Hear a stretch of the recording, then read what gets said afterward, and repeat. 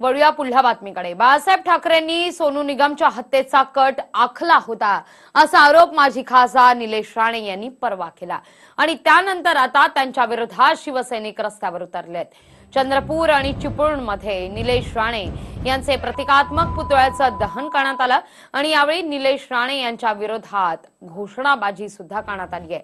विनायक राऊतांनी नारायण राणे यांच्यावर 9 खून केल्याचा आरोप केला होता आणि त्याला प्रत्युत्तर देताना निलेश राणे यांनी बाळासाहेबांवर आरोप केले।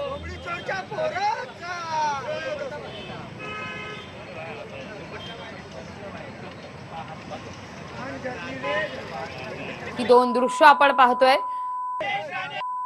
प्रतिकात्मक पुतळा जाळत, पोस्टर जाळत निषेध व्यक्त करण्यात आलाय। चंद्रपूर आणि कोकणातल्या चिपळूणमधली ही दृश्य। शिवसैनिक रस्त्यावर उतरले आणि घोषणाबाजी करण्यात आली निलेश राणेंविरोधात। एकूणच या सगळ्या प्रकरणावरून आता आरोप प्रत्यारोप रंगताना दिसतात। परवा हा आरोप केला गेला आणि त्यानंतर या आरोपाचा आता निषेधात